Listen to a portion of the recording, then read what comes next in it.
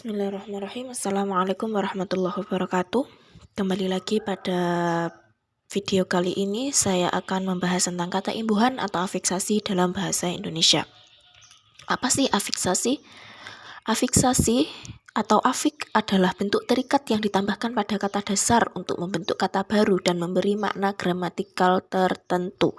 Nah, bentuk terikat yang ditambahkan pada kata dasar maksudnya adalah bentuk terikat. Bentuk terikat itu tidak bisa berdiri sendiri.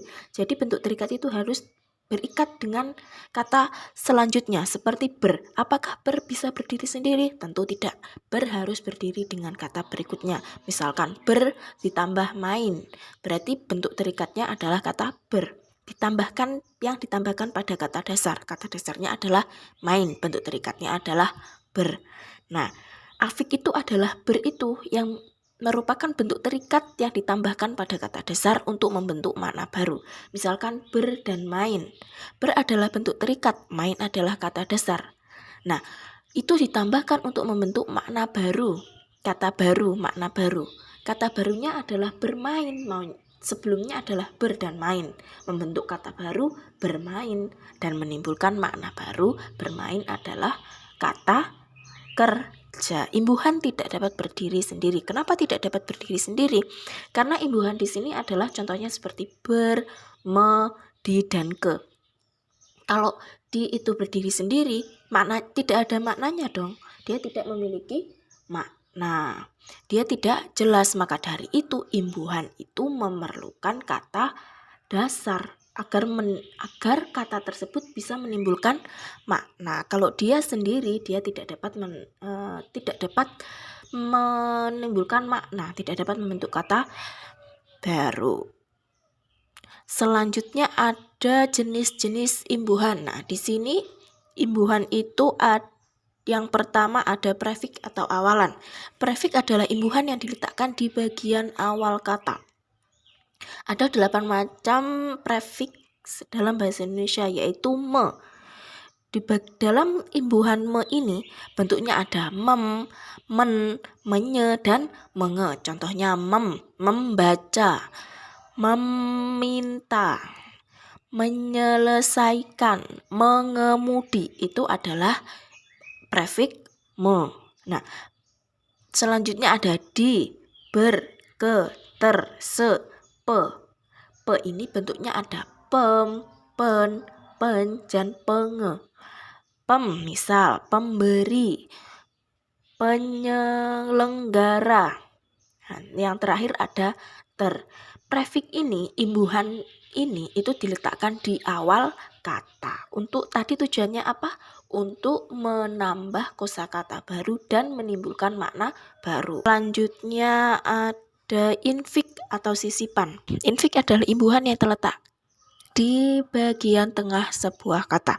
Macam-macam infik yaitu ada r, dan l. Contohnya guru ditambah disisipi kata m menjadi gemuruh. Gigi disisipi kata er menjadi gerigi.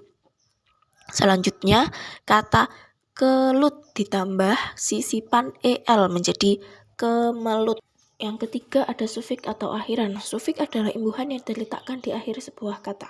Dalam bahasa Indonesia memiliki bermacam-macam sufik, yaitu ada an, kan, i, wan, nya, man, is, wi, dan isme. Contohnya an, pikiran, manusiawi, egoisme, miliknya, pustakawan. Itu adalah sebuah imbuhan yang diletakkan di akhir sebuah kata. Imbuhan yang keempat yaitu ada konflik atau gabungan antara awalan dan akhiran. Konflik merupakan kata yang dibubuhkan pada awal dan akhir suatu kata. Contoh konflik dalam bahasa Indonesia antara lain peran, beran, dii, pean, kean, mekan, mei, peran, dan yang terakhir ada memperkan. Contohnya mempertanggungjawabkan. Itu kan kata dasarnya adalah tanggung jawab. Nah, mendapatkan imbuhan memper dan kan menjadi kata mempertanggungjawabkan. Selanjutnya ada Fungsi imbuhan. Nah, fungsi dari imbuhan, apa sih fungsi dari imbuhan? Tadi di awal sudah dijelaskan bahwa fungsi imbuhan itu adalah menambah kosakata dan menimbulkan makna yang baru. Di sini dijelaskan yang pertama adalah mengubah kelas kata.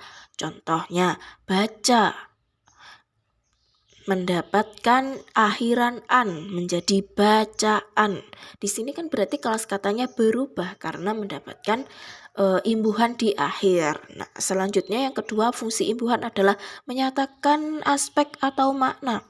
Contoh, terbuka menyatakan suatu keadaan. Ketika suatu kata itu mendapatkan imbuhan baik awalan, sisipan, akhiran, atau gabungan itu akan menimbulkan makna yang baru karena sudah mendapatkan imbuhan. Selanjutnya, yang terakhir fungsinya ada membentuk kata turunan untuk memperkaya kosakata. Sudah jelas, karena kata itu menjadi lebih banyak kosakatanya. Yang awalnya misal bermain, ketika mendapatkan imbuhan, ada kosakatanya menjadi lebih beragam, menjadi lebih kaya. Ada mempermainkan, ada bermain, memainkan, pemain, dan sebagainya. Nah, itu tadi pembahasan kita pada video kali ini. Apabila ada kurang lebihnya saya mohon maaf. Terima kasih. Saya akhiri. Wassalamualaikum warahmatullahi wabarakatuh.